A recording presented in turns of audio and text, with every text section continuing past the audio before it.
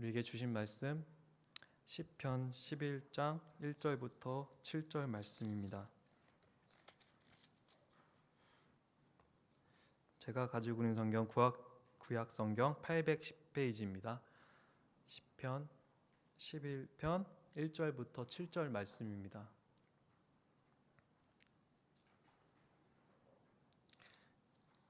저 한 절, 여러분 한 절 같이 교독하시고 7절을 합독하시겠습니다. 내가 여호와께 피하였거늘 너희가 내 영혼에게 새같이 내 산으로 도망하라 함은 어찌함인가.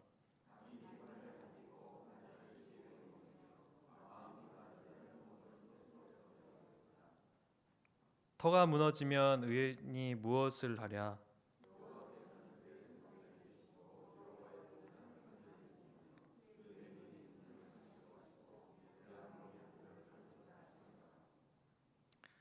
여호와는 의인을 감찰하시고 악인과 폭력을 좋아하는 자를 마음에 미워하시도다.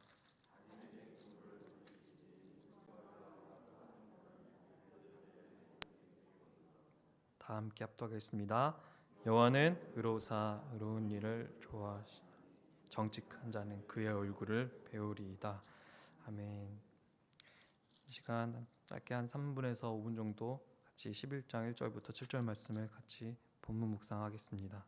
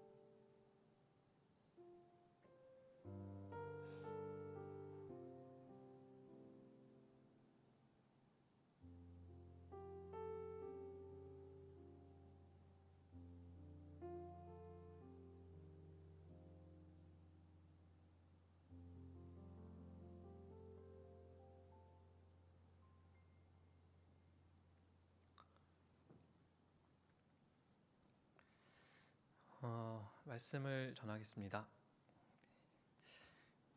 이 시편 11편 1절부터 7절 말씀은 하나님의 의를 신뢰한 노래 부제목이 있고요. 다윗의 시입니다.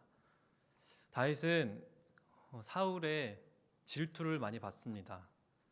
사울은 하나님께서 세우신 이스라엘 왕이었지만 처음에는 하나님께서 세우신 장대한 또 기골이 장대하고 잘생긴 왕이 될 제목을 가진 사울이었지만 금세 하나님의 마음에 합한 자가 되지 못하고 다른 것을 더 바라보고 하나님보다 다른 것을 더 들여다보는 인생 가운데 점점 더 영혼이 죽어가고 또 하나님의 삶을 살지 못하는 왕으로 계속해서 살아가게 됩니다.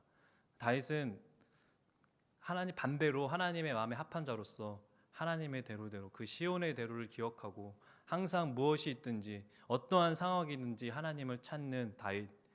사울과 다윗은 각각 대조되는 길을 계속해서 걷고 있습니다. 다윗은 계속되는 사울의 괴롭힘으로 인해 굉장히 쫓기는 인생이 되고 맙니다. 그 쫓기는 인생 가운데 이 배경이 되는 11편은 그 급박한 환경 속에서 하나님께 고백하고 하나님께 지금 현재의 상황을 하나님께 아뢰는 하나님의 위로가 필요한 그 상황, 하나님의 다스림이 필요한 그 상황을 하나님께 계속해서 고백하며 하나님의 응답을 듣는 그런 배경입니다. 이 오늘 우리에게 주신 말씀을 통해서 이 다윗이 하나님을 바라보며 그 하나님은 과연 어떠한 분이시며 다윗은 그 하나님이 어떠한 방향으로 우리를 인도하시고 어떠한 방법을 우리에게 삶을 인도해 가시는지 우리도 이 말씀을 통해 보고자 합니다. 우리 삶을 요즘 돌아보면 점점 경제가 많이 좋지 않습니다. 그리고 물가가 많이 높아졌고요. 저는 개인적으로 과자를 많이 좋아해서 종종 마트를 가서 과자를 이렇게 자주 사 먹습니다. 근데 과자 값이 굉장히 높아졌더라고요. 심지어 오징어 땅콩을 제가 어제 먹으면 안 되는데 자꾸 제가 야식해서 문제가 되는 것 같아요. 야식을 먹으면 자꾸 이렇게 살이 찌는데 제가 자꾸 뱃살이 좀 늘더라고요. 오징어 땅콩을 굉장히 좋아하는데 가격이 무려 3,000원입니다.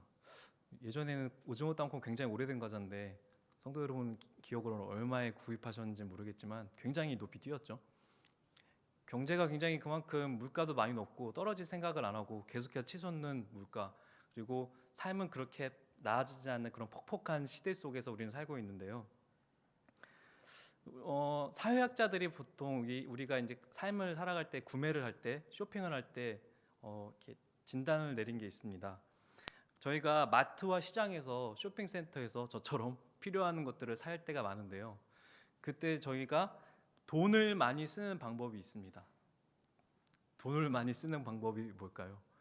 쇼핑할 때, 또 시장에서 장을 볼 때 돈을 많이 쓰는 방법은 정확한 방향 없이, 정확한 목적 없이 그냥 앞으로 가면서 이거 사세요, 저거 사세요 할 때 계속 기웃거리다가 내가 살 물건을 사지 못하고 결국엔 더 다른 것을 더 들여다보고 다른 집만 더 많아지는 경험 혹시 해보셨나요? 저는 그런 경험을 굉장히 많이 해봤습니다. 내가 사고 싶은 것, 내가 분명히 그것들을, 필요한 것들을 다 기억해놓고 적어놨음에도 불구하고 자꾸 여기저기서 구매를 요구하고 또 이거 더 좋아 보이고 저게 더 좋아 보이고 해서 더 사게 되니까 나중에는 제가 산 것이 한두 가지인데 마트 밖을 나가보면 한 보따리 더 가지고 나가서 돈을 많이 쓰게 됩니다. 분명한 목적이 없으면 그렇게 많이 구매를 하는 겁니다. 저희는 삶도 마찬가지인 것 같습니다. 저의 삶도 이렇게 분명한 방향과 목적이 없으면 자꾸 우리 삶은 다른 것들로 채워져 갑니다. 하나님께서 우리에게 그 한 방향을 주시고 하나님께서 우리에게 주어진 그런 분명한 목적과 우리가 가져야 될 것들이 한 가지, 두 가지가 분명히 있는데 너무나 많은 것들이 우리를 채우고 있습니다. 바로 그것은 분명한 목적과 방향이 없기 때문입니다. 지금 다윗은 사울에게 쫓기고 있습니다. 사울이 계속해서 다윗을 위협합니다. 그 다윗의 심정을 우리가 계속해서 들여다볼 필요가 있는데요. 우리도 이 삶 속에서는 가상의 사울이 있습니다. 또 어떠한 내 관계 속에서는 사울이 분명히 존재하고 있습니다.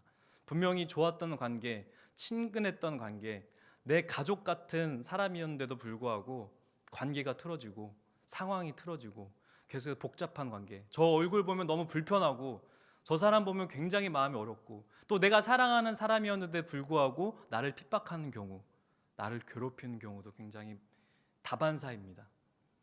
정말 그 경험을 하신 분들이 분명히 계실 줄 알고 있습니다. 근데 그 상황은 정말로 마음이 너무나 어려운 상황입니다. 다윗은 정말로 마음이 어려웠을 것 같습니다. 다윗은 분명하게 하나님이 사울을 하나님의 기름 부으심으로 왕으로 임명하신 것을 알고 있습니다. 그리고 다윗은 사울을 왕으로 보고 있습니다. 하나님이 세우신 왕으로 보고 있는데 자꾸 사울은 미친 짓을 하고 있습니다. 정신 나간 짓을 하고 있습니다. 계속해서 대조된 모습 가운데 다윗은 여러 가지의 굉장한 어려움으로, 핍박과 아픔으로, 또 피곤함으로 하나님께 계속해서 고백을 하고 있습니다. 이 시편 12편 다윗의 저자라고 나와 있는데요. 이 저자는 내가 1절을 보시면 내가 여호와께 피하였거늘 너희가 내 영혼에게 새같이 내 산으로 도망하나 본 어찌함인가. 내가 거할 처소는, 내가 피할 피난처는 나의 도피성은 하나님이신데 자꾸 너네들은 다른 산으로 가라, 저 산으로 가라, 저쪽이 넘어 있는 산으로 가라. 다른 마을로 가라. 그곳에 너가 피할 길이다 라고 얘기를 하고 있습니다. 다윗은 분명한 목적을 갖고 있었습니다. 다윗은 분명한 방향을 알고 있습니다. 그런데도 불구하고 다른 하나님을 알지 못하고 하나님을 알고 있는데도 불구하고 그곳은 그 시온 산성에 있는 그 우리가 이 지상에 하나님께서 거하시는 처소, 그 시온 산성에 나아가야 하나님을 바라보고 하나님께 고백할 수 있는데 자꾸 다른 사람들은 그곳보다 다른 곳에 있다. 저 산으로 가라. 저 산으로 도망가면 피할 길이 있다라고 자꾸 우리를 혼돈스럽게 만들고 있습니다. 다윗도 마찬가지였습니다. 어찌하여 너희들이 내 산으로 도망가라 하였느냐 하연 어찌함인가. 악인이 활을 당기고 화살을 시위에 먹이며 마음이 바른 자를 어두운 데서 쏘려 하는도다. 저희는 하나님이 우리에게 우리 삶에 그 규칙이 있습니다. 우리 삶에는 분명한 규칙이 있습니다. 우리가 보이지 않아도 반드시 있는 것은 삶의 규칙이 있습니다. 인생의 규칙이 있습니다. 그런데도 불구하고 우리 삶에는 고장난 것들이 생기고 노이즈가 생기고 계속해서 복잡한 관계가 계속해서 발생하고 있습니다. 하나님은 분명한 올바른 규칙을 우리에게 정해주셨는데도 불구하고 여전히 그런 죄에 속한 사람들이 우리를 괴롭히기도 하고 그런 죄로 말미암아 우리가 바른 길로 가야 되는데 하나님이 정해주신 그 방향대로 가야 되는데 자꾸 노이즈가 생기고 먹물 같은 어두운 길이 생기고 그 올바른 방향대로 가지 못하게 계속해서 방해되는 일들이 생깁니다. 연초부터 우리는 분명한 목적을 가지고 목표를 가지고 우리는 계속해서 선포하고 있습니다. 하나님 나라, 하나님 비전을 향해 계속해서 예배를 드리며 또 같이 기도하며 같이 말씀을 들으며 계속해서 한 주 한 주 오늘을 바로 이렇게 시작한다고 하지만 그 결심은 그 죄로 인해서 또 우리를 어렵게 하는 그 일로 인해서 흐트러뜨리고 복잡해지고 피곤케 하는 일들이 계속해서 발생하고 있습니다. 분명한 사실입니다. 3절에 그 터가 무너지면 의인이 무엇을 하랴. 다윗은 계속해서 의문문으로 던집니다. 그 터가 무엇입니까? 터는 기초입니다. 우리 삶에 분명한 기초가 있습니다. 그 기초는 바로 하나님이십니다. 하나님이 나의 기준이 되십니다. 그 삶이 나를 힘들게 하고 핍박하고 내 인생이 절대로 풀리지 않는다고 생각할지라도 내 인생이 자꾸 어두운 터널길로 간다고 생각할지라도 내가 지금 기도 제목이 있는데 그 기도 제목이 분명히 밝게 희게 되지 않고 밝게 보이지가 않고 계속해서 어둠 같은 길을 홀로 걷고 있는 같은 느낌, 답답한 느낌, 먹물을 잔뜩 끼얹은 것 같은 느낌. 하나님이 그런 우리에게 주시는 마음은 그런 갑갑한 마음이 아닙니다. 하나님은 우리에게 주신 마음은 그런 두렵고 답답한 마음이 아닙니다.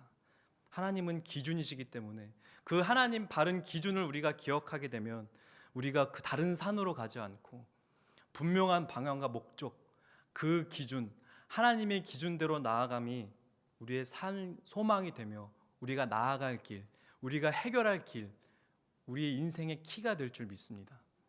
하나님은 나의 인생의 기준이 되십니다. 하나님은 나의 인생의 기초입니다. 하나님은 나의 인생의 터입니다. 이 터가 무너지면 당연히 우리의 마음과 내 육신, 모든 것들, 내 영혼마저 무너집니다. 너는 무엇보다 내 마음을 지키라고 말씀하셨는데 우리의 영혼, 나의 마음, 내 기초가 굉장히 중요합니다. 그 기초는 다른 것이 아닙니다. 그 기초는, 그 터는 바로 하나님이십니다. 그렇다면 다윗은 분명한 방향을 갖고 있고 분명한 하나님을 믿고 있는데 이 시편 11편에 나오는 다윗의 믿음, 다윗이 바라보는 하나님은 어떻게 11편에서 우리에게 말씀을 하고 있을까요? 여호와께서는 이 당시는 지상의 처소, 하늘의 하나님, 그 하늘의 왕의 직위는 하나님이십니다. 하늘에 계십니다. 하늘이 왕의 보좌가 계시고 그 왕 대신 하나님께서 지상에 오셔서 우리 가운데로 오셔서 거하시는 처소, 이 당시는 그 시온 산성이었습니다. 그 성전에 계시는 것입니다.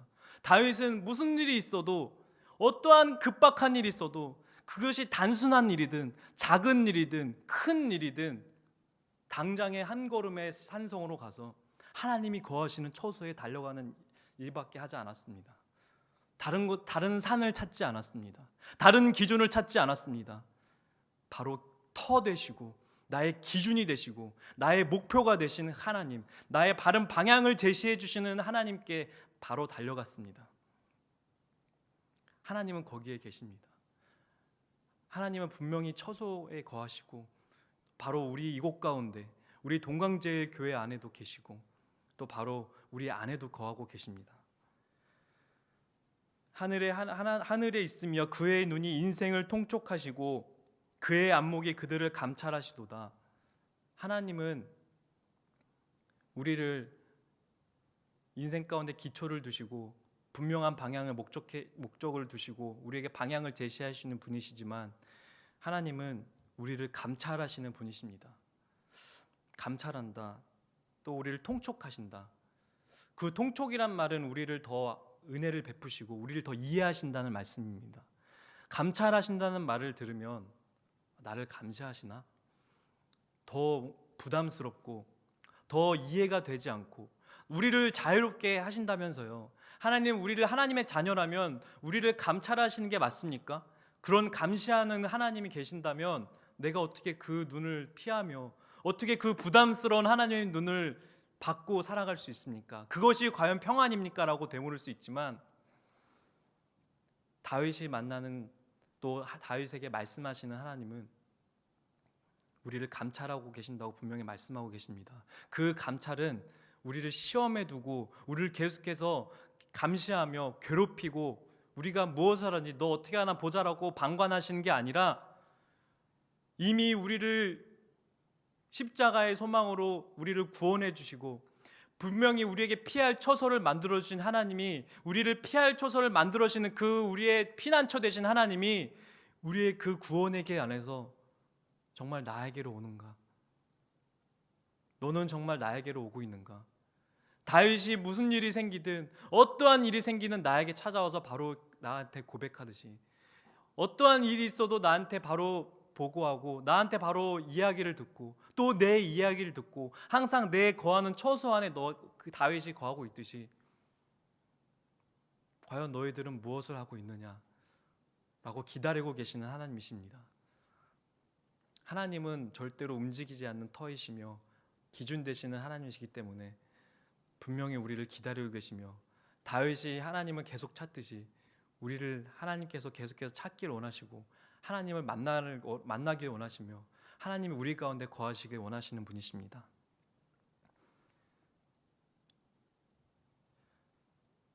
세 번째로 다윗은 어떠한 하나님을 믿고 있는지 이 시편 11편에 있는 하나님은 또 어떠한 하나님인지 세 번째로 주시는 말씀이 있습니다.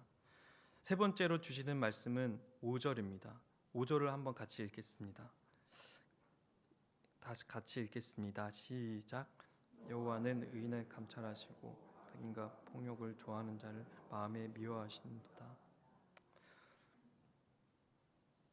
간단합니다. 하나님은 정말 간단하신 분이십니다. 두 갈래 길로 나뉘어집니다. 하나는 의인의 길, 하나는 악인의 길. 의인의 길은 하나님께서 계속해서 감찰하십니다. 그 감찰은 우리를 괴롭히고 그냥 메워두는 감찰이 아니라 우리를 계속해서 보호하시는 감찰, 우리를 그 어떠한 어둠과 어떠한 환경 속에서도 어떠한 핍박과 괴롭힘 속에서도 어떠한 사울의 괴롭힘 같은 정말 우리를 피곤케 하는 것들을 거두어 주시는 감찰, 우리를 지켜주시는 보호하심의 눈빛, 사랑스러운 눈빛의 감찰이신데 악인은 절대로 그런 것이 없습니다. 우리가 이 본문에서 확인하듯이 의인은 하나님께서 계속해서 관심을 두시고 우리를 지켜보고 계시지만 악인은 하나님께서는 그냥 내버려 두십니다.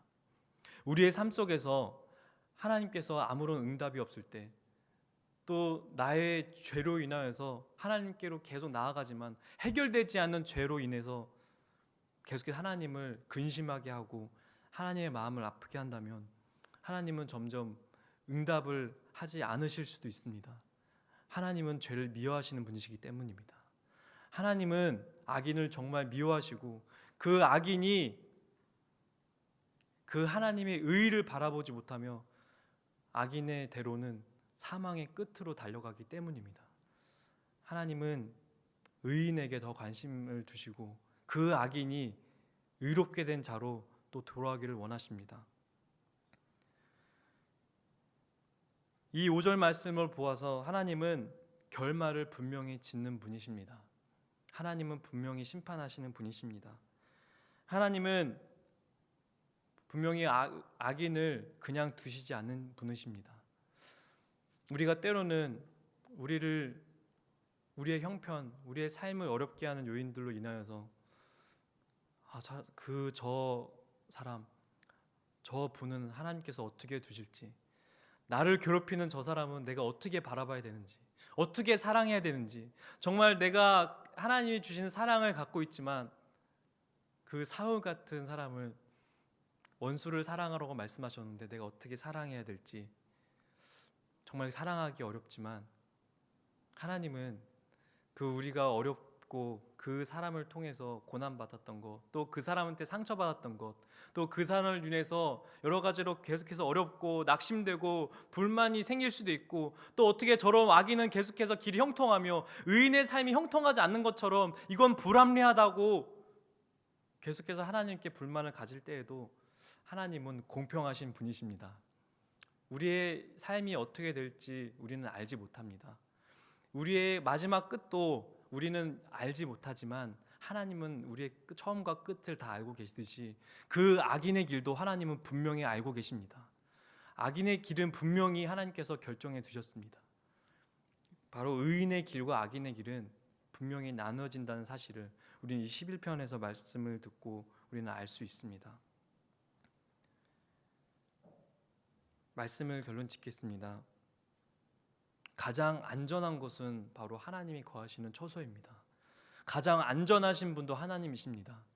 다른 세상과 다른 상황과 환경들이 우리를 더 유혹하고 또 우리의 관심을 계속해서 빼앗을지 몰라도 우리의 터, 우리가 가장 안전한 터, 가장 안전한 집, 가장 안전하신 분은 바로 하나님이시기 때문에 우리가 피할 초소는, 또 우리의 가야 될 방향은 바로 하나님이 주시는 방향, 그리고 나의 아버지 되신 하나님이십니다. 우리 성도님들은 어떠한 상황에서라도 우리의 시선과 우리의 마음을 다른 것이 빼앗길지라도 절대로 하나님의 우리에게 주시는 그 사랑, 하나님이 우리에게 주시는 길, 하나님이 우리에게 말씀하시는 우리에게 주시는 하나님의 놀라운 그 은혜와 사랑을 절대로 잊어버리지 마시길 바랍니다. 하나님은 우리의 기준 되십니다. 하나님은 가장 안전한 우리의 터가 되십니다. 우리가 피할 초소는 바로 하나님이십니다. 우리 동강제 교회 성도님들, 가장 안전한 곳은 하나님을 바로 아시고 우리가 항상 삶을 살아갈 때, 또 바로 오늘 우리가 인생길을 걸어갈 때 가장 명확하게 보이는 길, 가장 선명하게 보이는 길은 하나님 안에 거할 때만이 우리가 가장 안전하게 거할 수 있고, 또 나의 마음과 내가 아무것도 말할 수 없는 그 고통의 신음도 바로 하나님께 고백할 때 그런 하나님이 모든 것들을 응답해 주시고, 또 우리에게 하나님의 길을 보여주시는 하나님의 삶의 모든 길을 우리의 동강제 교회 성도님들의 길이 되시길 진심으로 축복합니다. 기도하겠습니다. 하나님 아버지, 저에게 가장 안전한 곳, 가장 안전한 길, 절대로 흔들리지 않는 하나님, 나의 아버지, 나의 자녀로 삼아주신 하나님께 다시 한번 감사의 기도 제목을 올려드립니다. 하나님, 저에게 이 시간 말씀을 들을 때 하나님, 다른 기준들이 흔들릴지라도, 다른 세상이 우리의 시선과 마음을 빼앗길지라도 하나님은 움직이지 않으시는 분이시요, 하나님은 절대로 변하지 않는 분이시기에 내가 가장 안전한 처소에 거하며 하나님께 고백하고 하나님께 기도하며 하나님께 응답을 듣는, 또 우리 하나님의 자녀가 되는 그런 삶을 살길 원합니다. 하나님, 저희가 이 시간 말씀을 듣고 오늘 살아갈 때 하나님께서 저에게 분명히 말씀해 주셔서 가장 안전한 그 대로를 나아갈 수 있도록 하나님 오늘 삶을 지켜주시옵소서. 감사합니다.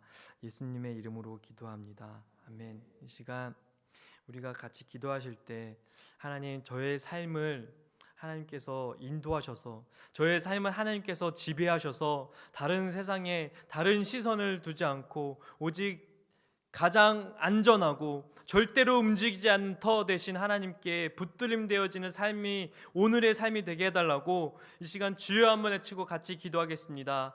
주여.